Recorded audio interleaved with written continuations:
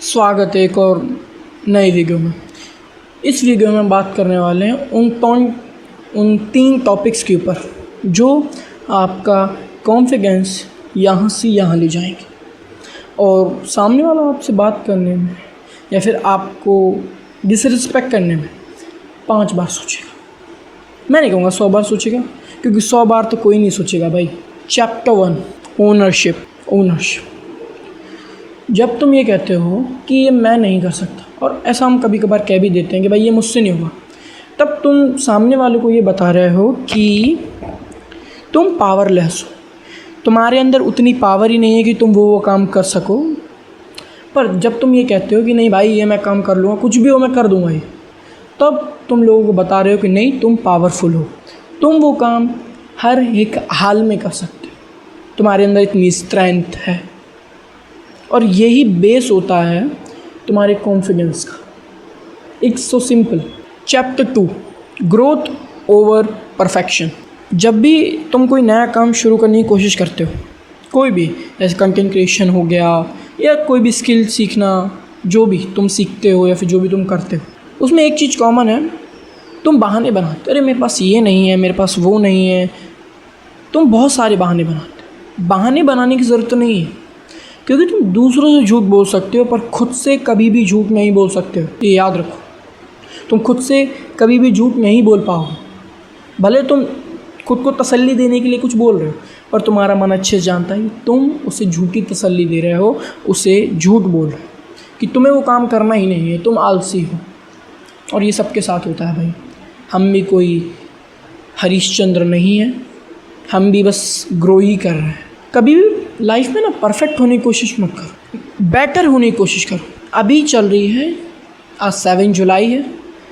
This year के and होते होते शायद मैं 20-30% बेटर हो जाऊँ कंटेंट क्रिएशन में, कि किस तरीके से बैठना है, फिर किस तरीके से बोलना है, फिर किस तरीके से लोगों से इंटरेक्ट करना है।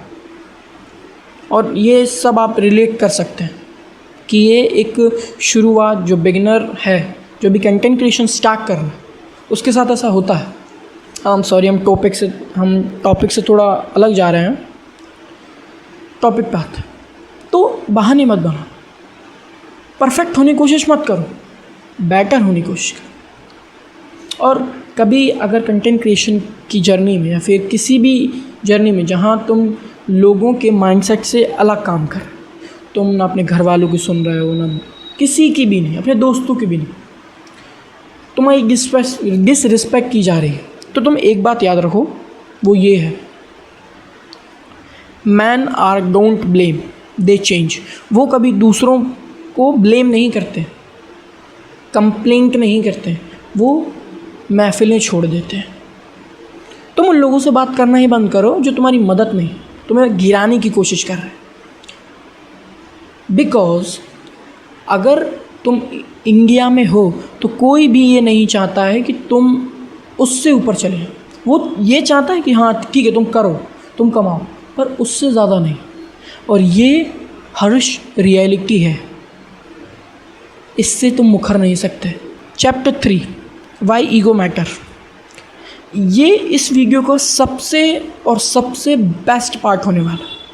इसमें तो मैं तुम्हें अपने आसपास के एक एग्ज़ाम्पल देके बताऊँ। तुम स्कूल जाते हो, तुम कॉलेज जाते हो, जहाँ भी जाते हो, अभी फ़िलहाल तुम अगर अपने स्कूल में या फिर कॉलेज में ज़्यादा पूकी बनने की कोशिश करते हो, क्यूट, डिसेंट या बहुत अच्छा इंसान बनने की कोशिश करते हो, तो कुछ लोगों का ग्रुप होता है भाई, होता है। वो तुम्हारी बेइज्जती करेंगे, तुम्हें रोस्ट मारेंगे, रोस्टिंग अगर तुम समझते हो तो। ये सब चीज़ें तुम्हारे साथ कॉमन है। अगर तुम बहुत ज़्यादा डिसेंट हो, और अगर हम दूसरी तरफ लें एक बंदा, भले वो सबसे बात नहीं करता, उसके 2 या 3 ही दोस्त हैं, बट उसके बोलने का तरीका थोड़ा रूड है, वो सामने वाले से रिस्पेक्टली बात करता है, पर जब भी वो बोलता है एक रूडनेस निकल के आती है। उस बंदे से देखना भाई, तुम बस रिलेट करना, तुम बस देखना कि उस बंदे से लड़ाई होगी नहीं, क्योंकि सामने वाला भी तुमसे तभी लड़ता है जब वो जानता है, उसको थोड़ा महसूस होता है कि तुम उसका कुछ भी नहीं उखाड़ पाओगे, रत्ती भर भी नहीं। तुम कमज़ोर हो, और हमेशा कमज़ोर को ही दबाया जाता है। अगर तुम थोड़ा सा एंगर रखो मैं ये नहीं कह रहा कि तुम हर जगह बस एंगर, ईगो दिखाते रहो, एटीट्यूड दिखाते रहो, नहीं भाई, मैं तुम्हें इस वीडियो में ये नहीं बता रहा। बस मैं तुम्हें बता रहा हूँ जैसा सामना वाले तुमसे बात करे, सामने वाला अगर गाली दे के बात कर रहा है तो तुम भी गाली दे के ही बात करो। तुम मत बनो, क्योंकि तुम्हें ऐसा लगता है कि अगर मैं गाली नहीं दूंगा तो मैं अच्छा हो जाऊंगा। भले गाली मत दो गाली मत दो, मैं भी नहीं कभी दूंगा, तुम भी मत दो।